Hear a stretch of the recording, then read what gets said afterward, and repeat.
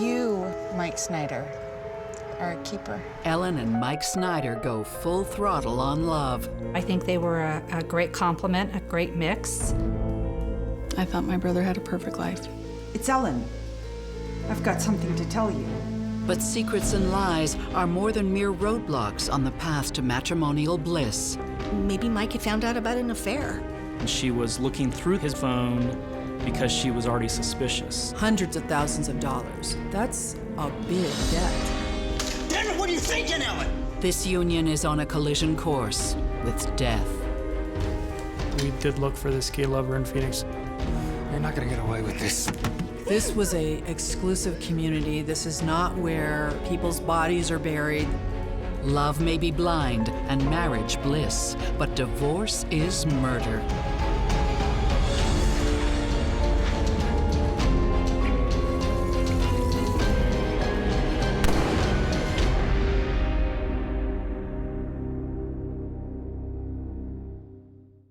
It's autumn in 1991, and at just 32 years old, Ellen Sheffield is a rising star on the busy city strip lined with car dealerships. Great work with that sedan. She was good at what she did. Good with customers, good with the technicians, always willing to help. The guys knew that they could go to her, and she had their back. And being a woman in a man's world, so to speak. Ellen makes good money and is on track to becoming an executive, but her personal life has veered a little off course. She split from her husband, David, 2 years before, and is raising their 7-year-old son, Matt, by herself. Ellen was a very good mom from what I could see. She was very close to Matt, probably partly because it was the two of them and the two of them alone. But not for long. Well, from what I hear, my brother Mike met Ellen through the business. Hey. Hi. You should get rid of that guy. He didn't even introduce us. Hi, I'm Ellen, but you can call me Miss Sheffield. Of course. I'm Mr. Snyder, but you can call me Mike.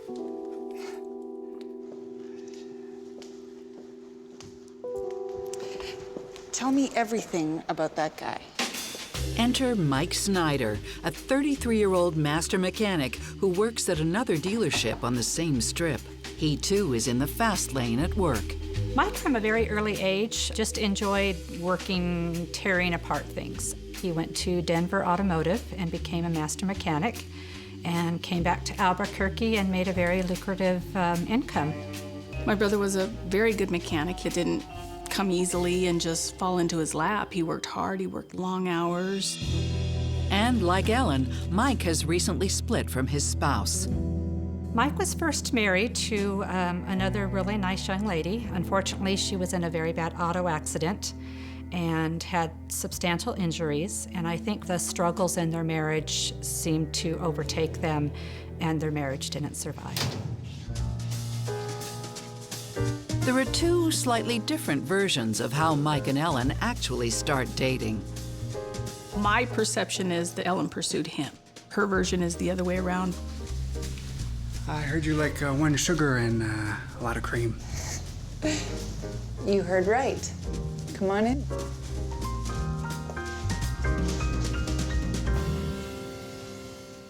Either way, they both like what they see in all sorts of ways. She's an attractive woman. I think he's handsome, so I can see a mutual attraction both ways. I think Ellen was outgoing, so it complemented him being more quiet. She wanted a man who was probably set and financially secure. I was happy he found somebody. Their courtship is fast and furious.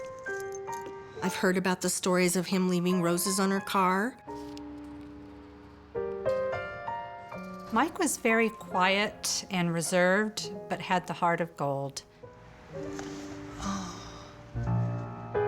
He gives her diamond earrings just 6 weeks after they start dating. I'm glad you like him. You, Mike Snyder, are a keeper. I was happy he found somebody after he had gone through his first divorce. By the next fall, Ellen's divorce is finalized, and she is granted custody of her son, Matt. It's full speed ahead with Mike.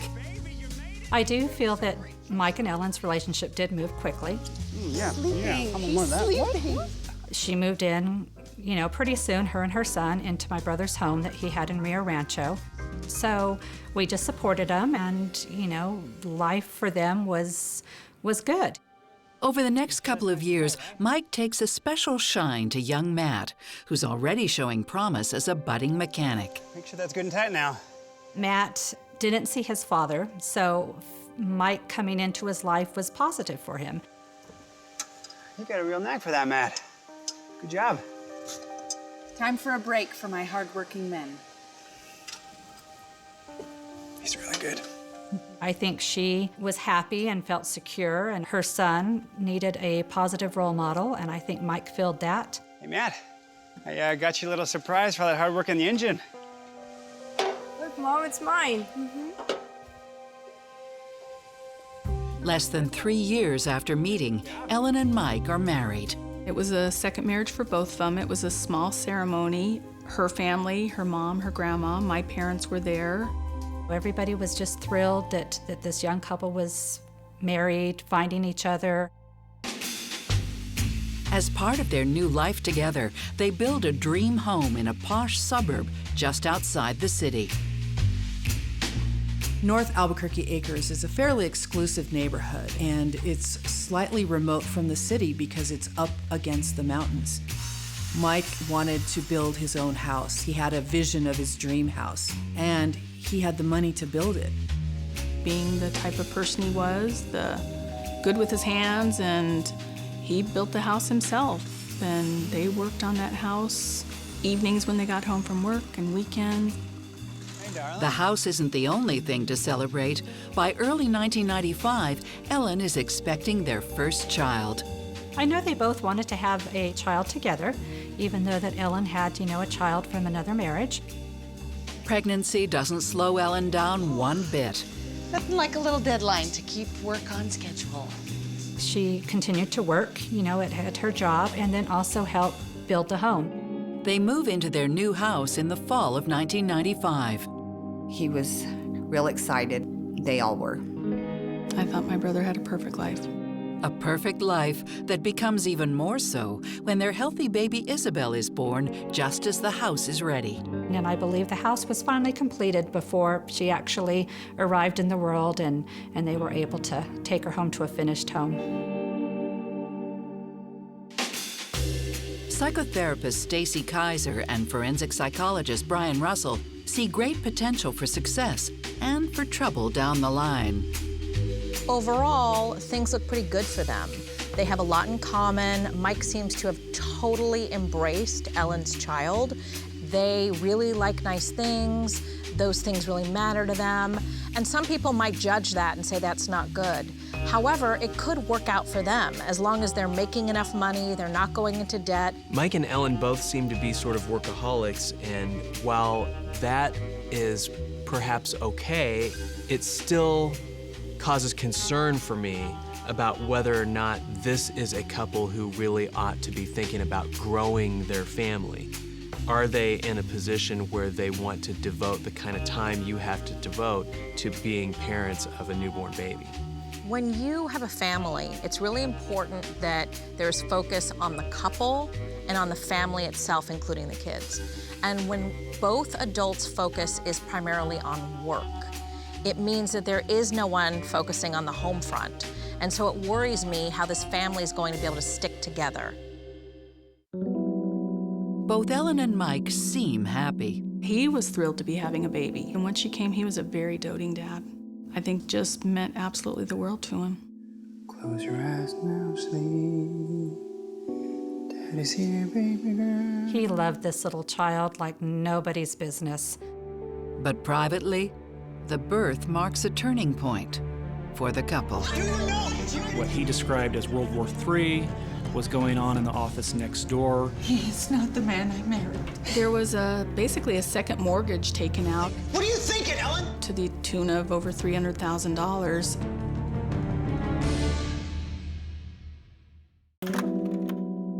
Ellen and Mike Snyder have every reason to be happy.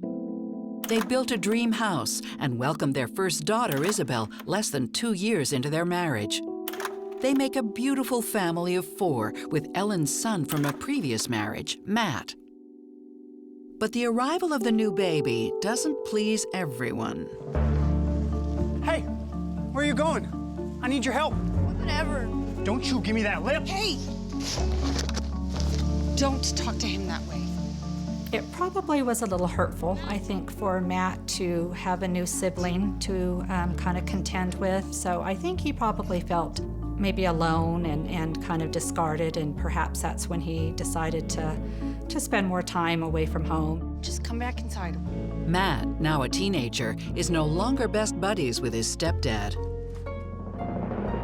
and is spending less and less time at home, as are Mike and Ellen. After Isabel came into their lives, it seemed like maybe they started to pull apart from each other. They weren't spending a whole lot of time as a family. Both Mike and Ellen worked very long hours, and even though they loved both their children, they missed her and they wanted to be there for her, but their jobs kept them away from her at an early age. My autograph. The hard work pays off. Ellen is promoted to the executive level, where she becomes the supervisor to 30 mechanics. Mike is not.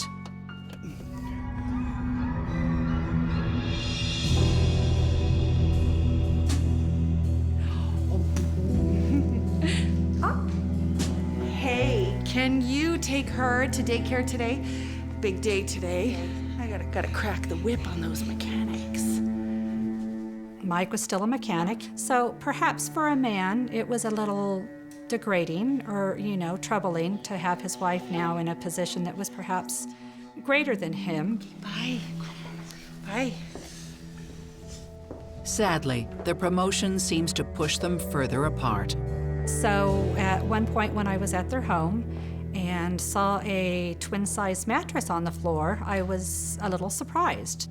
We found out that was where my brother, Mike, was sleeping, and that he hadn't been sleeping in the master bedroom with Ellen for quite some time. Ellen and Mike agree it's easier this way with the new baby. Except the distance between them continues to grow, literally. By the late 1990s, Mike's work is taking him away from home, usually to Phoenix, Arizona. Being a mechanic, you have to constantly go to training, get recertified. So that was an ongoing process for my brother throughout his career. But according to Ellen, she says that he was going much more frequently. Then, 7 years into their marriage, the strength of their relationship is really put to the test when Mike gets sick. Mike would have part of his body go numb. He would have tingling in his extremities. They finally determined that he had been suffering with multiple sclerosis. MS, a progressive and highly debilitating autoimmune disorder. When Mike was diagnosed with MS, it was a fairly devastating blow. You can imagine he was a very good mechanic, and now the thing that he did for a living, the thing he loved, he wasn't able to do as well anymore. He was in near constant pain. He was quite weak. He got to the point where he had to take a leave of absence from work and was going under kind of experimental treatments of getting chemotherapy to try to combat the symptoms of MS.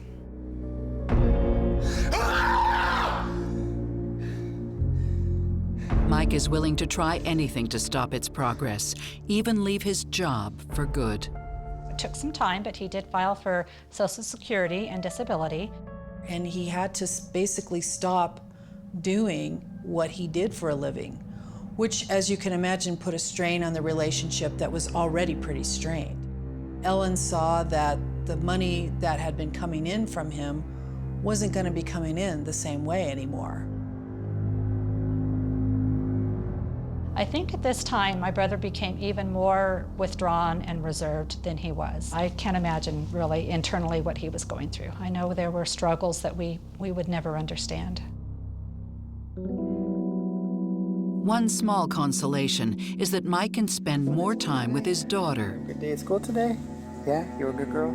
But he complains he's not getting enough attention from the other woman in his life, his wife. Hey, how'd it go at the doctor today? Oh, fine. Could have been there. I do know that for his first chemotherapy that Ellen did not go, and it was very traumatic for my brother that he had to call my mother kind of at last minute notice. I was busy, and you were very well taken care of. Let's not make a big deal out of this, okay?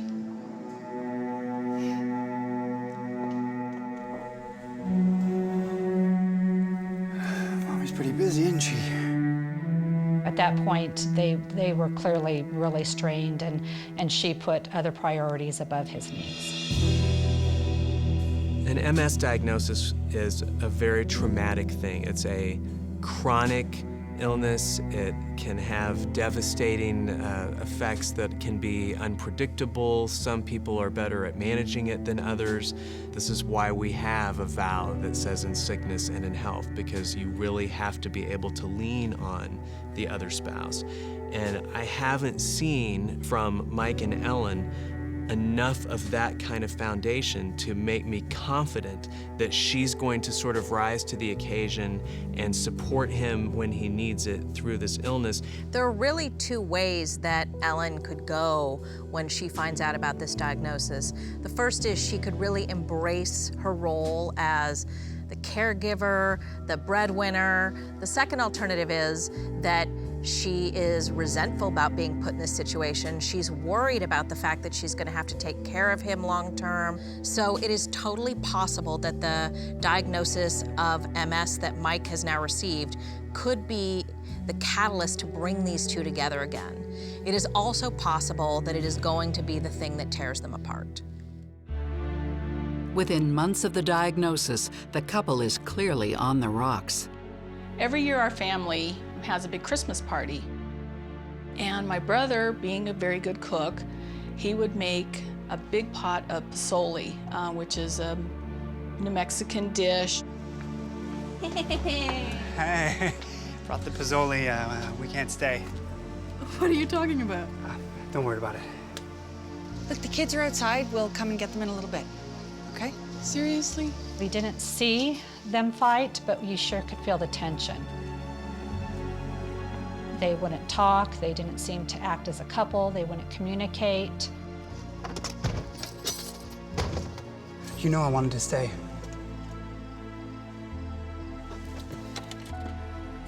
The tension in the home is made public when Ellen shows up to work with bruises.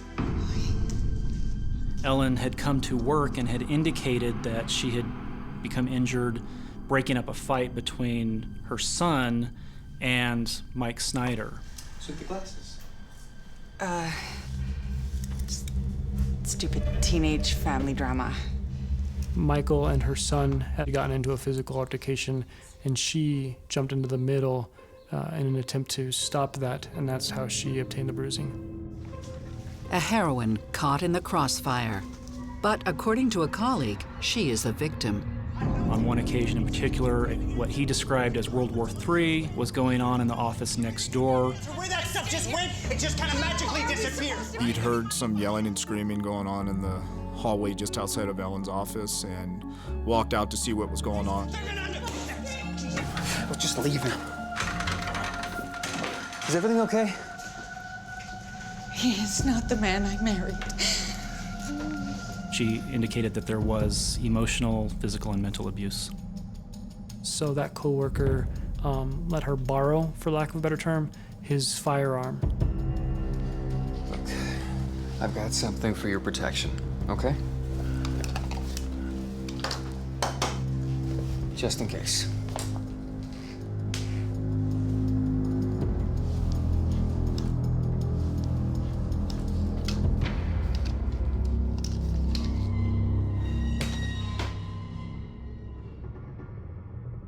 Ellen hides the gun at the couple's home. where she hopes Mike and the kids don't find it.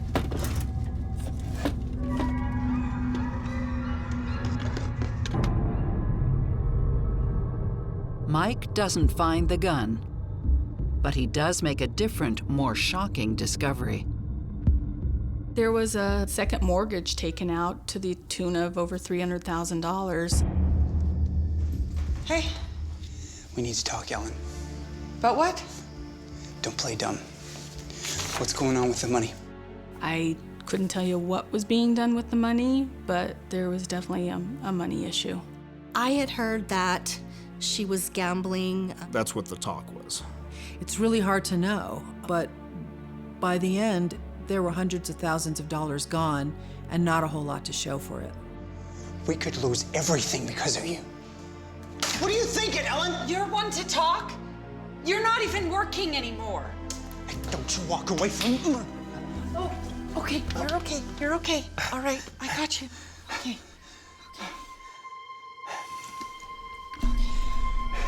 Thank you.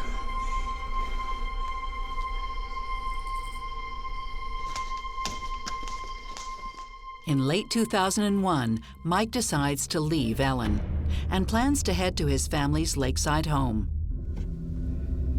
He was taking things that were important to him, pictures, cards. It was a sign of he was going to move out. He was leaving. It seems that Ellen's debt pushed him over the edge. Damn it! But nobody knows the real reason Mike is planning his exit.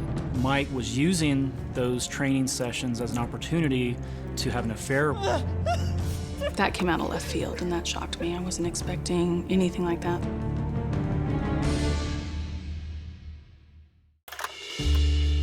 Mike Snyder wants to leave his wife, Ellen, after less than 8 years of marriage. It might have something to do with her taking out a second mortgage on their home behind his back.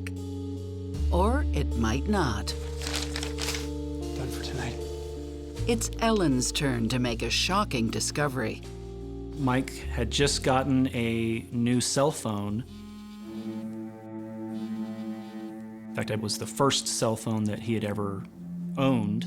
At one point, he was out of the room, and she was looking through the phone because she was already suspicious. What she sees and hears fills her heart with rage. Hey, baby, missing that hot bod of yours. Looking forward to taking off your clothes and doing the nasty. Apparently, Ellen was able to hear messages describing various sexual acts, which led her to believe that Michael was carrying on a homosexual relationship. An affair with a man named David in Phoenix. She believed that Mike was using those training sessions as an opportunity to meet and to have an affair with a man out in Phoenix, Arizona. She confronts her husband. This is what's in Phoenix? Hey, baby, missing that hot give me bod that. of yours. Cheating son of a bitch. With another man? You think what you want? You're pathetic. I heard the message. Whatever.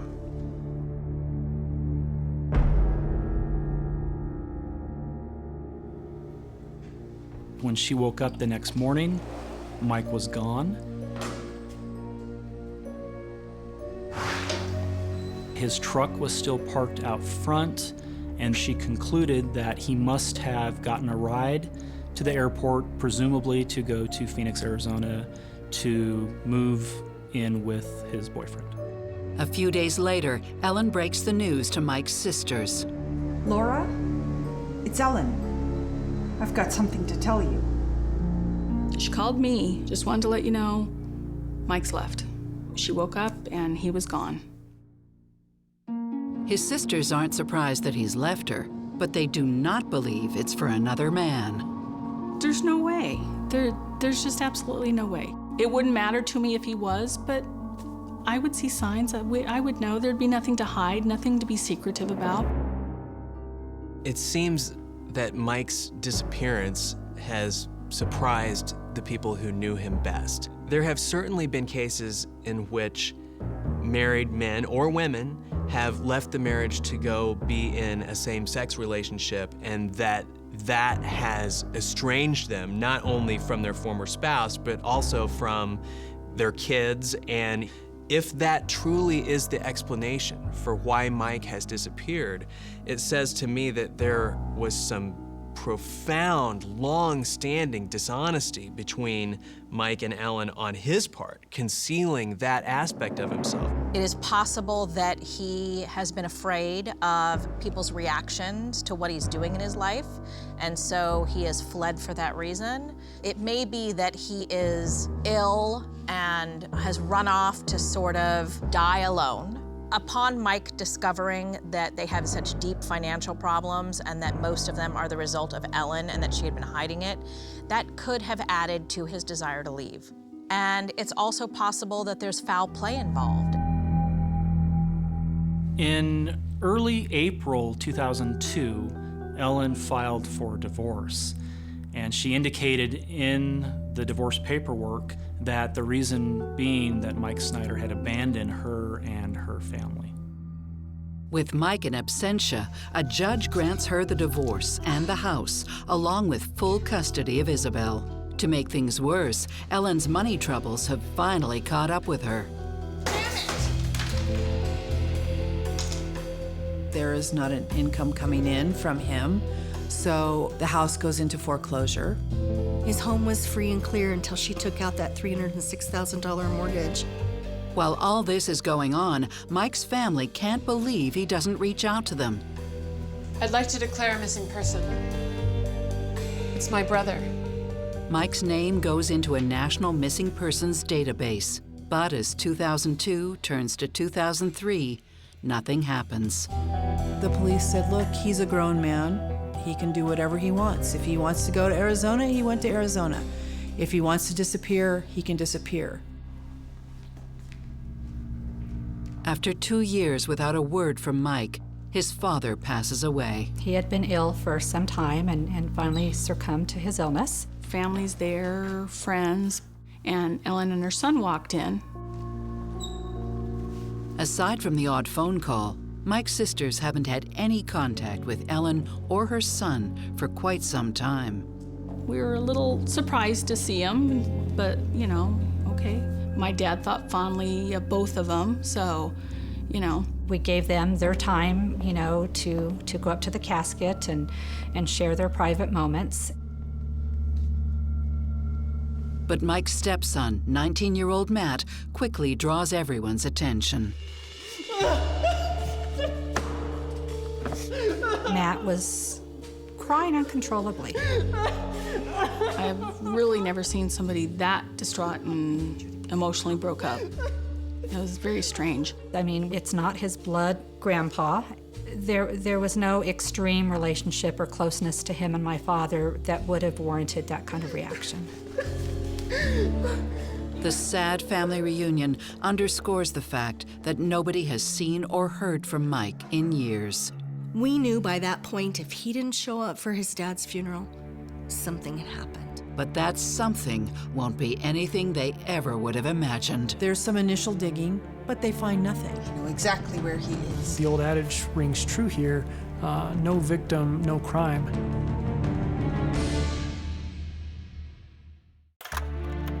Two years have gone by since Ellen and Mike Snyder's divorce, and since the family reported him missing. When Mike doesn't show up for his own father's funeral, his sisters take action. Terry follows up with the Albuquerque Police Department on her missing persons report from 2002. In August 2005, cold case detective Mark Wilson is assigned to investigate. My family was really close. Okay, but did he ever mention anything at all about anybody that he knew in Phoenix? No, and there's no way he wouldn't have told me. So he looked into it and realized that there was absolutely zero tracking mechanisms to find Michael Snyder. Usually when people run away from their homes or their spouses, they leave some sort of trail. Very rarely have we ever seen someone run away from home and simply vanish off the face of the earth. Mike's sisters grow more desperate and turn to a psychic for help. Didn't really tell him a lot, kind of vague, but at one point, he told us, he goes, I feel like your brother's dead. I don't feel like he's alive. I feel that there's foul play here. A lot of foul play here. And there are two people involved with this. and it was monetary in motive. But Detective Wilson feels otherwise when he finds evidence that points to the contrary. Bingo. Beginning in 2003, all the way through approximately 2006, individual returns were being filed in Mike's name. State income taxes for the 3 years after his disappearance. In his investigation, Wilson also contacts Ellen. The tax filings are consistent with what she's been saying all along. Your husband's returns for the last 3 years. Ex-husband.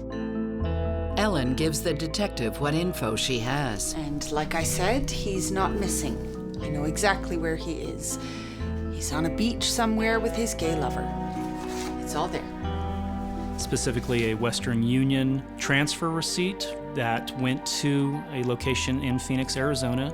She also had credit card receipt indicating the U-Haul rental had been paid for with a credit card also in this man's name. And then also she provided several phone records which were consistent with a gay club in Phoenix, Arizona, and indicating that Mike had been calling frequently this club.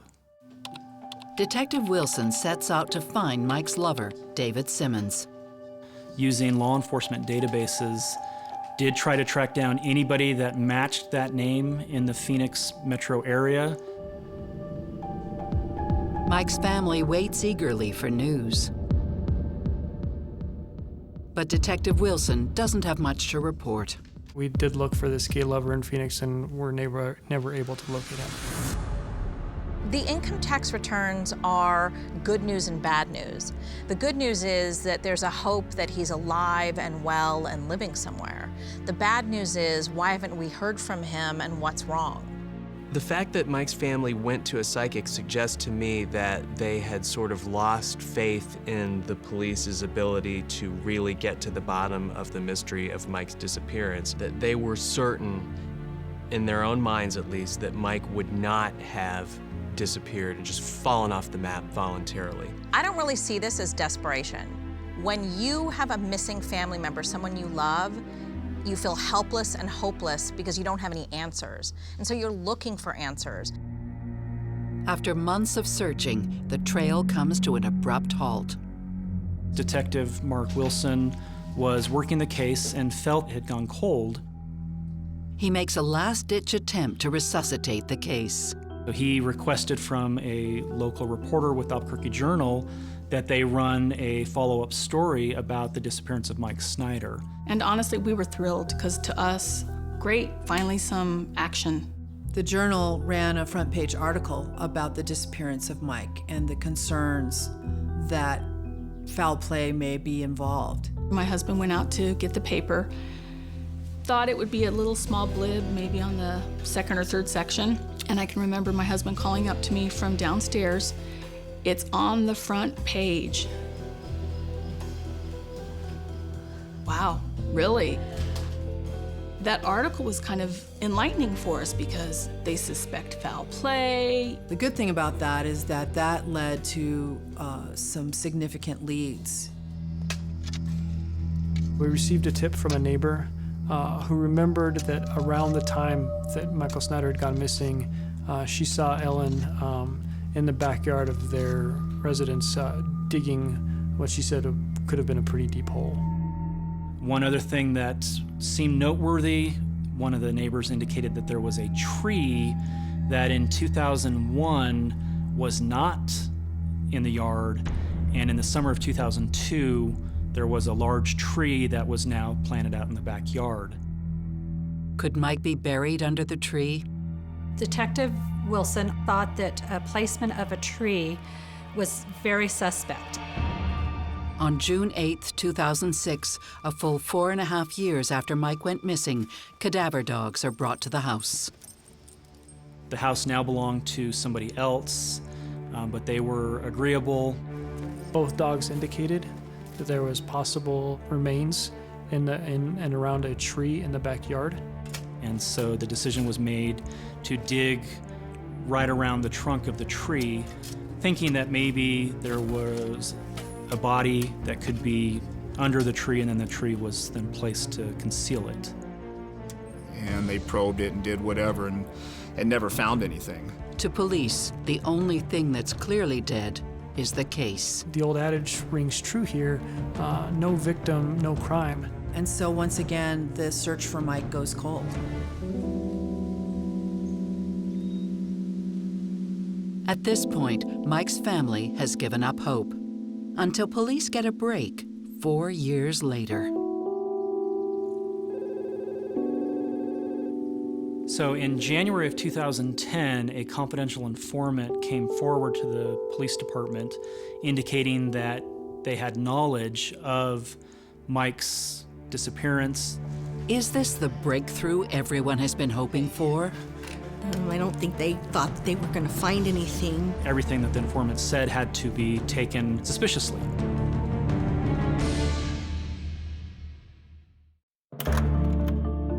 Mike Snyder has been missing for 8 years. Ex-wife Ellen says he left of his own free will, and police have not been able to prove otherwise. Until a new source steps forward. Hey, I've got some information on the Snyder case. A confidential informant said he had information about a murder that took place several years prior, and he was referring to the death of Michael Snyder. Police are surprised to learn the informant is an old friend of Ellen's son, Matt, and his motives seem questionable. Ellen had fired this friend from working in the dealership where she was one of the supervisors. You need to get out of my office. You're fired. Because this confidential informant had an obvious reason to seek revenge against Ellen and was angry with Ellen, everything that the informant said had to be taken suspiciously. You're not gonna get away with this. The confidential informant went on to say that Ellen's son had admitted to him that his mother had shot Michael Snyder. Oh, hey, man. Look, I just wanted to say it sucks about your stepdad leaving and all. You know.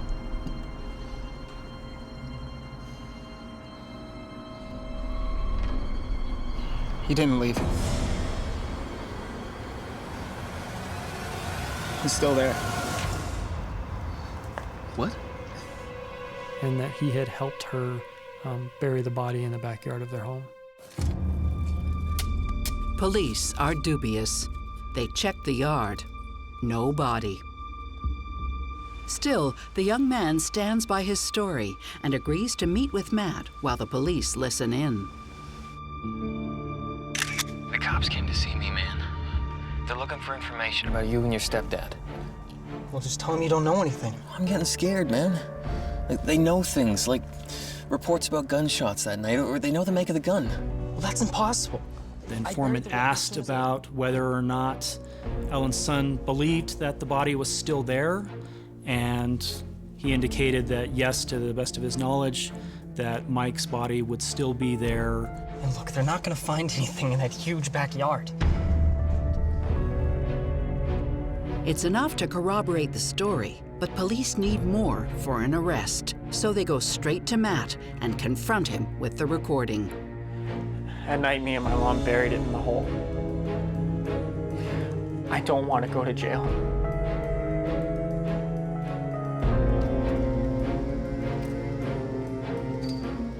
The body is in the yard, but it's not under the tree. It's under the garage, where the dogs couldn't pick up a scent. The house had changed significantly since the time period when Ellen and Mike had lived there in 2001, 2002. One of the owners extended the garage from a 3-car garage to now a 6-car garage. I don't think they thought that they were going to find anything because it was a dead story to them. 8 years later, and 10 feet under, Mike Snyder's skeletal remains are finally found.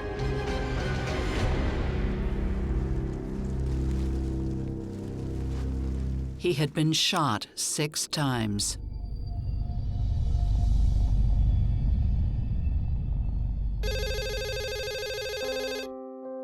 For the 8 years of wondering and worrying, and you know, it's also just, it's overwhelming. It's just every emotion you can possibly think of. In exchange for his cooperation, Matt is not charged. And he tells police the whole story of what happened when he was just 17. You're pathetic. I heard the message. Whatever.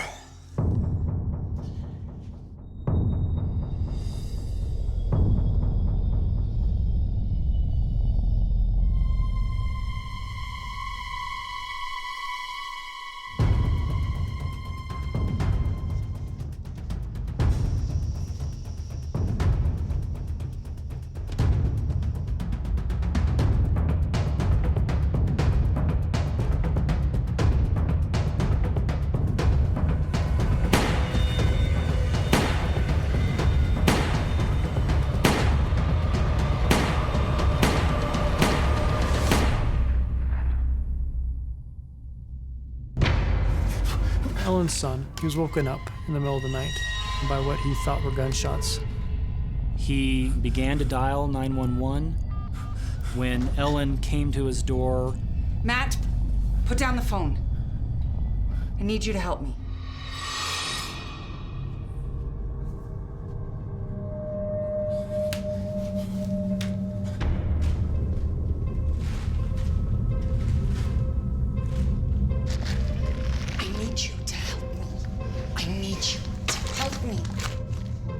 Matt, scared and in shock, reluctantly agrees. They decide they're going to dig a hole in the backyard to bury Mike in. Becomes pretty clear fairly quickly that shovels are not going to do the trick. So they wait 2 days before they can get a backhoe, and they use the backhoe to dig the hole. She and her son rolled Mike's body onto a dolly and into the hole. And that's where they put Mike's body and bury him. Ellen is charged with first-degree murder. She tries to claim self-defense. You're not even working anymore. But police and prosecutors don't buy it. When Mike was diagnosed with MS, he was in near constant pain. He was quite weak. No police reports were ever filed by Ellen Snyder to indicate physical domestic violence. Police also unearth a pile of skeletons that give Ellen clear motive. In 1988, Ellen was charged and convicted of fraud and forgery and ordered to pay restitution. After Mike's disappearance, her white-collar crime spree continued. Ellen not only was able to collect over $60,000 from Michael's 401k retirement fund, but also his disability payments from the federal government, as well as she filed 2 different tax returns under his name. All told, she gained more than $100,000. Nobody ever learns exactly where the money went, or if David Simmons is even real. But if he existed, he probably wasn't Mike's lover. We were never able to corroborate whether or not that existed. Of course, it's a made-up story on her behalf. She did it to protect herself, to keep what she had done, forgeries, fraud, pretty much stealing money. We need to talk, Ellen. We could lose everything because of you. What are you thinking, Ellen? It's possibly because he had finally said, look, I am leaving. You've ruined us financially. I can't live this way. And Ellen just wasn't going to have that. What they do know is that when Ellen shot Mike, she emptied the clip. Ellen kept the gun that her colleague had given her. She eventually returned it, but she returned it without any bullets, any ammunition. I am highly skeptical of the gay romance. I'm highly skeptical of the domestic violence. Had she been a victim, she would have had all of this time to talk about how it was self-defense, and she would have had a viable reason for wanting to kill him or killing him by accident. And so what instead she was doing is literally going about her life, acting like nothing had happened. I think that Ellen was coldly, calculatedly creating well in advance so that she would have what she thought would be a plausible explanation for why he might want to disappear. If I didn't already think that Ellen was a sociopath because of her ability to kill someone and act like nothing happened, I definitely would think that she could involve her son. Prosecutors believe the killing is premeditated, but 8 years have gone by. The statute of limitations had already run for things like manslaughter, second-degree murder, so they couldn't really prosecute her for that. So the only thing available to the prosecutors was first-degree murder, which means, of course, they have to prove intent. All it took was one juror to believe that Ellen was a battered woman and that she had shot in self-defense. And basically, Ellen would walk away a free woman. Prosecutors didn't want to take that chance. And so what we did is we were able to reach a resolution by a plea agreement. Ellen pleads guilty to manslaughter, and in combination with tax fraud and tampering with evidence, she is sentenced to 11 years. It's just a tragedy that the state law didn't put her in jail for more jail time. What kind of mother asks her teenage son to help dispose of a body? Ellen Snyder was that kind of mother.